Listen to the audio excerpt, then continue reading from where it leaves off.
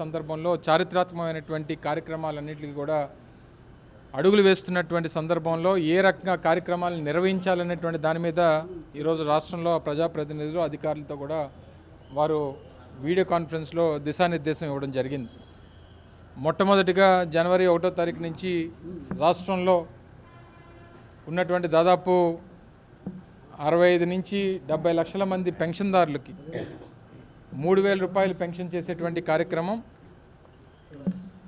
ఎన్నికల్లో 2019 ఎన్నికల ముందు ప్రజలకు ఇచ్చినటువంటి మాట ప్రకారం హామీని నిలబెట్టుకునేటువంటి కార్యక్రమం. మీ అందరికీ తెలుసు, అప్పటి వరకు 2019 ఫిబ్రవరి వరకు 1000 రూపాయలు ఉన్నటువంటి పెన్షన్ని ఎప్పుడైతే ఆ రోజు మేము ఎన్నికల మేనిఫెస్టోలో మేము పెన్షన్ పెంచుతున్నామని చెప్పానంటే ఒక నెల రోజుల క్రితం వారు పెన్షన్ని 2,000 రూపాయలు చేసి ప్రజల్ని మభ్యపెట్టేటువంటి కార్యక్రమాన్ని చేశారు.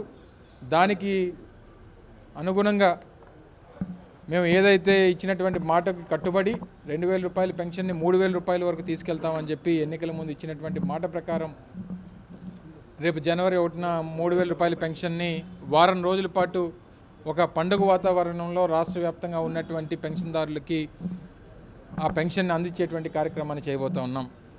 తర్వాత జనవరి 19వ తారీఖున స్టాట్యూ ఆఫ్ సోషల్ జస్టిస్ 125 అడుగుల అంబేద్కర్ గారి విగ్రహాన్ని విజయవాడ నడిబొడ్డిన 19 ఎకరాల విస్తీర్ణంలో 404 కోట్ల రూపాయలు ఖర్చు పెట్టి నిర్మించినటువంటి అంబేద్కర్ గారి విగ్రహాన్ని గౌరవ ముఖ్యమంత్రి గారు చేతుల మీదుగా విగ్రహావిష్కరణ చేయబోతూ ఉన్నాం. రాష్ట్ర వ్యాప్తంగా కనీసం 1,00,000 మంది అన్ని రాష్ట్రంలో ఉన్నటువంటి 15,000 సచివాలయాల నుంచి కనీసం ఒక 5గురన్న రిప్రజెంట్ చేసేటువంటి విధంగా 1,00,000 మందితో కార్యక్రమాన్ని నిర్వహించాలని చెప్పి చేపట్టడం జరిగింది. 23వ తారీఖు నుంచి వైఎస్ఆర్ ఆసరా ఎన్నికల ముందు ఏప్రిల్ 11, 2019 వరకు రాష్ట్రంలో డ్వాక్రా మహిళల పేరిట ఉన్నటువంటి రుణాలన్నింటినీ కూడా తిరిగి చెల్లిస్తామన్నటువంటి మాట ఏదైతే చెప్పామో 25,000 కోట్ల రూపాయలు ఇప్పటికే 3 విడతల్లో 19,200 కోట్ల రూపాయలు విడుదల చేశాం. ఆఖరి విడత 6,400 కోట్ల రూపాయలు కూడా రేపు జనవరి 23వ తారీఖు నుంచి 31వ తారీఖు వరకు దాన్ని కూడా ఒక పండుగ వాతావరణంలో రాష్ట్రంలో లక్షలాది మంది మహిళలకు అందించేటువంటి కార్యక్రమం చేస్తూ ఉన్నాం. అలాగే ఫిబ్రవరి 5వ తారీఖు నుంచి 14వ తారీఖు వరకు వైఎస్ఆర్ చేయూత 45 సంవత్సరాలు నిన్నటువంటి మహిళలకి, 45 సంవత్సరాల నుంచి 60 సంవత్సరాల లోపు ఉన్నటువంటి మహిళలకి 18,750 రూపాయలు ఇచ్చేటువంటి ఆర్థిక సహాయాన్ని వారి ఆర్థిక స్వావలంబన కోసం ఇచ్చేటువంటి కార్యక్రమాన్ని కూడా 10 రోజుల పాటు అది కూడా నిర్వహించాలని చెప్పి 4 కార్యక్రమాలు ప్రతిష్టాత్మకంగా రాష్ట్రంలో ఉన్నటువంటి గౌరవ ప్రజాప్రతినిధులు అధికారులు ప్రతిష్టాత్మక తీసుకొని గ్రామ స్థాయి నుంచి రాష్ట్ర స్థాయి వరకు పండుగ వాతావరణంలో నిర్వహించాలని చెప్పి వారు ఆదేశాలు ఇవ్వడం జరిగింది. దానికి అనుగుణంగా అందరం కూడా ప్రిపేర్ అవుతూ ఉన్నాం. రేపు 3వ తారీఖున మొట్టమొదటి కార్యక్రమం పెన్షన్ 3,000 రూపాయలు చేసేటువంటి కార్యక్రమంలో ముఖ్యమంత్రి గారు కాకినాడలో దాన్ని ప్రారంభించేటువంటి కార్యక్రమం చేయబోతా ఉన్నాం. దానికి దీనికి ఏం సంబంధం?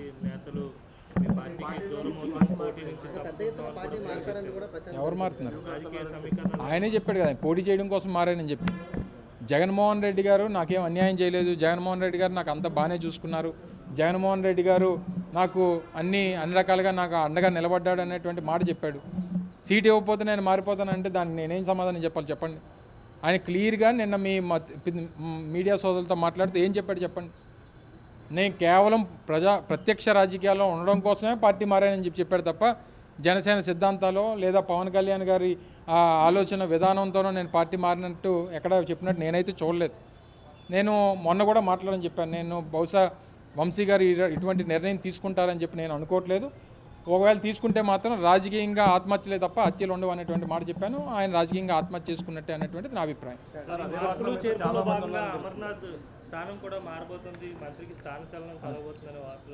అది మీరు నేను కాదు కదా నిర్ణయించేది, జగన్మోహన్ రెడ్డి గారు నిర్ణయిస్తారు. నేను మొన్నటి నుంచి ఒకటే చెప్పాను, అమర్నాథ్ని మార్చినా అమర్నాథ్ని ఖాళీగా ఉంచినా మేము జగన్మోహన్ రెడ్డి గారి కోసం జెండా పట్టుకొని తిరుగుతాం తప్ప అన్నీ మూసుకొని ఇంట్లో కూర్చునేటువంటి రకం కాదు.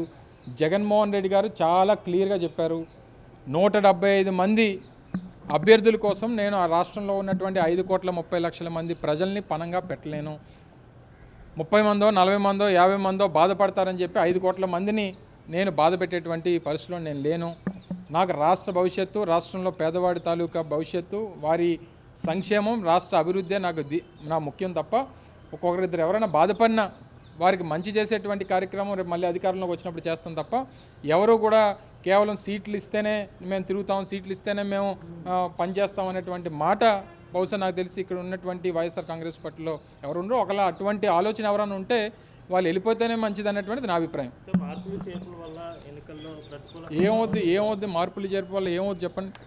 అక్కడ ఉన్నటువంటి పరిస్థితులు, రాజకీయ సమీకరణలో అక్కడ ఉన్నటువంటి సామాజిక పరిస్థితులు, పార్టీకి ఉన్నటువంటి ఆలోచన విధానాల్లో కొన్ని మార్పులు చేర్పులు చేస్తుంటారు పార్టీ. జగన్మోహన్ రెడ్డి గారు ఆ నాయకుడిగా, పార్టీ రాష్ట్ర అధ్యక్షులుగా, జాతీయ అధ్యక్షులుగా ఆయన నిర్ణయాలు తీసుకుంటారు. అది ప్రజలు స్వాగతిస్తారని చెప్పి మేము బలంగా నమ్ముతూ ఉన్నాం. సో నమ్మేటువంటి ప్రక్రియలో డెఫినెట్గా తీసుకున్నటువంటి నిర్ణయాల వల్ల పార్టీకి మంచి జరుగుతుందనేటువంటిది నా అభిప్రాయం. ఏ పార్టీ? జనసేన పార్టీయా, తెలుగుదేశం పార్టీయా? ఏ పార్టీ ఖాళీ అయిపోతుంది? ఇప్పుడు మారిదే.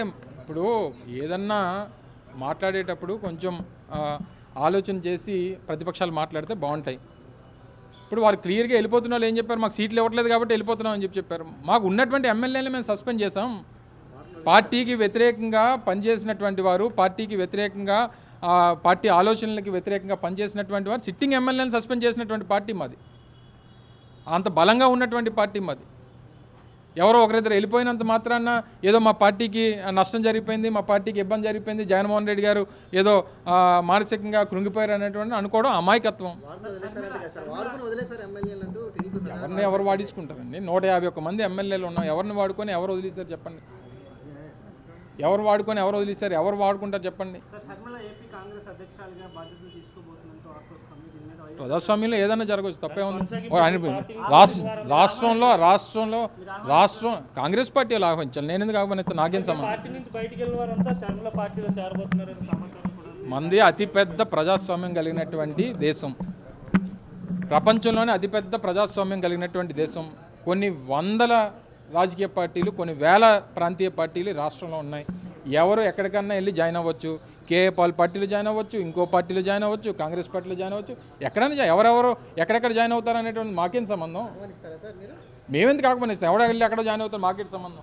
మరిన్ని వీడియోస్ కోసం ఛానల్ ని సబ్స్క్రైబ్ చేయండి. లేటెస్ట్ అప్డేట్స్ కోసం వాట్సాప్ ఛానల్ ని ఫాలో చేయండి. అండ్ లింక్ డిస్క్రిప్షన్ లో ఉంది.